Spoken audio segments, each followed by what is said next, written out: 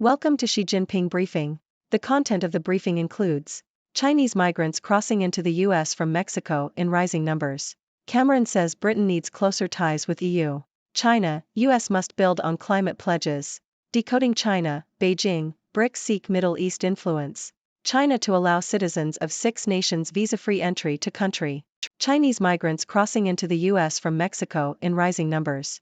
The Sydney Morning Herald.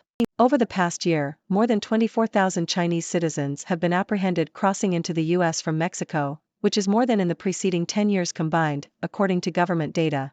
They typically fly via Turkey into Ecuador, where they do not need a visa to enter. Then, they pay smugglers to guide their travel through the dangerous jungle between Colombia and Panama en route to the US. Once there, they turn themselves into border officials, and many seek asylum. Cameron says Britain needs closer ties with EU. Telegraph. Former UK Prime Minister David Cameron has called for closer ties between the UK and the European Union, EU, particularly in the areas of international and defence policy. Cameron, who led the unsuccessful Remain campaign in the 2016 Brexit referendum, argued that the UK should act as a friend, neighbour and partner to the EU.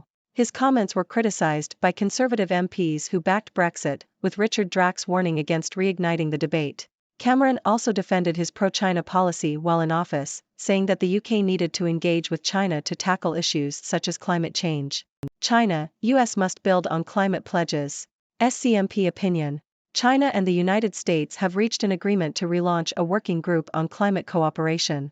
The agreement was made between climate envoys Xie Zhenhua and John Kerry, and comes ahead of the United Nations Climate Summit, COP28. The two countries have agreed to pursue efforts to triple renewable energy capacity globally by 2030, accelerate the transition from coal, oil, and gas, include methane in emission cuts from 2035, cooperate on non-carbon dioxide greenhouse gas emissions, and curb deforestation and plastic pollution.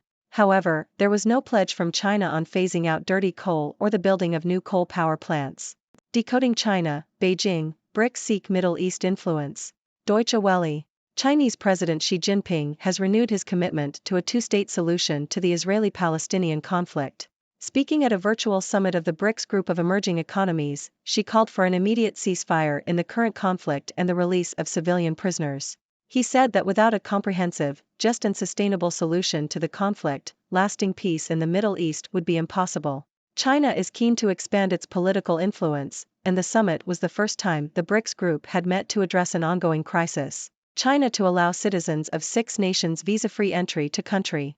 South China Morning Post. China has announced that it will allow visa-free entry for travelers from France, Germany, Italy, the Netherlands, Spain, and Malaysia for a period of 15 days. The policy will be in effect from December 1, 2021, to November 30, 2022, and will cover purposes such as business, tourism, family visits, and transit. However, there will be no reciprocal arrangement for Chinese citizens. This move follows a recent decision to expand visa transit rules for citizens of 54 countries, allowing them to transit through certain cities in China without a visa. China is seeking to increase inbound travel to boost its economy, and it has been working on measures to streamline visa processing and improve the overall experience for foreign visitors. The Taiwan party toughest on China has a strong lead as election nears. Washington Post. China's hopes for a political turnover in Taiwan may be dashed as the independence-leaning Democratic Progressive Party, DPP, is on course to secure an unprecedented third term. This has raised fears of increased Chinese military aggression around the democratic island and the prospect of reignited US-China tensions. Beijing has historically ramped up military intimidation toward Taiwan before and after elections, signaling its readiness to use force if Taipei refuses to submit to Chinese Communist Party rule. The presidential race comes as Chinese military planes and ships have frequently surrounded Taiwan over the past 15 months, leading to concerns of accidental conflict. The DPP's candidate, current Vice President Lai Ching-te, is the frontrunner, despite his party's approval rating having fallen. Lai's advantage is largely thanks to disarray in the opposition camp. If the DPP wins, tensions are expected to escalate as Beijing will try to warn Lai against changes in policy. Younger Taiwanese voters increasingly consider themselves distinctly Taiwanese and have little interest in being part of China. Michael Spavor's accusations are playing into Beijing's hands. The Globe and Mail. Michael Spavor, who was imprisoned in China for 3 years on false espionage charges, is suing the Canadian government. Spavor alleges that his fellow prisoner, Michael Kovrig, passed on information about North Korea to Canadian intelligence, which resulted in their arrests. However, Peter Humphrey, who was wrongfully detained in China, believes that China did not arrest Spavor and Kovrig for any genuine crime, but rather as diplomatic hostages in retaliation for Canada detaining Huawei CFO Meng Wanzhou. Humphrey argues that the allegations made by Spavor only play into China's hands and damage the reputation of Kovrig, Canada, and the wider West. U.S. Navy chief aims to deter China, boost allies in Indo-Pacific. Bloomberg. The U.S. will continue to work with allies to counter China's growing maritime capabilities, according to Admiral Lisa Franchetti, the new chief of naval operations. She emphasized that the Indo-Pacific region is the U.S.'s foremost priority, and that the U.S. and its allies will continue to deter China and other potential adversaries through joint operations and building interoperability. The U.S. recently restarted patrols with the Philippines in disputed waters, prompting a response from China's People's Liberation Army Southern Theater Command stating that it will remain on high alert. Franchetti also noted China's recent provocations against U.S. aircraft and ships in the South China Sea, stating that the U.S. is committed to preserving the rights of all nations to operate safely and responsibly in accordance with international law. Update 3: U.S. Navy excited by prospect of better communication with China, but says more work needed. Yahoo! The U.S. Navy is excited by the prospect of improved operational communications with the Chinese military, said Admiral Lisa Franchetti, U.S. Chief of Naval Operations. She stated that open lines of communication between the two militaries were vital to prevent misunderstandings and miscalculations that could lead to conflict. Agreements were reached recently to resume telephone communications between theater commands. However, work still needs to be done to solidify the next steps. The U.S. and some regional militaries have previously complained about near misses and unsafe interactions with Chinese aircraft and ships in disputed areas, leading to fears of further conflict. Well, my observant viewers. It seems we have quite the mix of news today, covering everything from Chinese migrants crossing into the U.S. to closer ties between the UK and EU, and even China's efforts to expand its influence in the Middle East. Let's dive right into it. First up, it appears that Chinese migrants have been taking quite the adventurous route to enter the U.S. Flying via Turkey into Ecuador, where they don't need a visa, they then make their way through the treacherous jungle between Colombia and Panama, and eventually turn themselves into U.S. border officials. Talk about determination.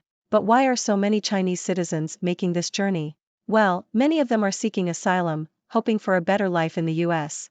It's certainly a challenging situation for all parties involved. Moving on, we have former UK Prime Minister David Cameron making a case for closer ties between the UK and the EU. Now, you might be thinking, wait a minute, wasn't he the one who led the Remain campaign during the Brexit referendum? Well, you're absolutely right. But it seems Cameron has had a change of heart. He believes that the UK should act as a friend, neighbour, and partner to the EU. Some Conservative MPs who supported Brexit aren't too happy about it, though. It's like watching a soap opera unfold, isn't it? In other news, China and the US have agreed to relaunch a working group on climate cooperation. It's a step in the right direction, my friends. They've set ambitious goals, including tripling renewable energy capacity globally by 2030 and accelerating the transition away from coal, oil, and gas. However, there's still some work to do, as China hasn't made any promises about phasing out dirty coal or halting the construction of new coal power plants. But hey, progress is progress. Speaking of progress, Chinese President Xi Jinping is making moves in the Middle East. At a virtual summit, he called for a two-state solution to the Israeli-Palestinian conflict, emphasizing the need for a comprehensive and sustainable resolution. China is flexing its political muscles and showing its commitment to expanding its influence. Who knows, maybe we'll see some positive developments in the Middle East in the near future. Now, let's talk about travel. China has announced that it will allow visa-free entry for travelers from 6 nations, including France, Germany, and Spain. It's a bold move to boost tourism and business. But here's the catch, there's no reciprocal arrangement for Chinese citizens. It's like inviting people to your party but not being invited to theirs. Come on, China, where's the love? Shifting our focus to Taiwan, it seems the independence-leaning Democratic Progressive Party, DPP, is on track to secure a third term. This doesn't sit well with China, which has historically ramped up military intimidation around Taiwan during elections.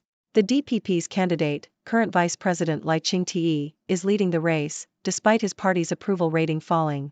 Younger Taiwanese voters are increasingly identifying as distinctly Taiwanese and want nothing to do with China. It's a delicate situation that could reignite tensions between the US and China.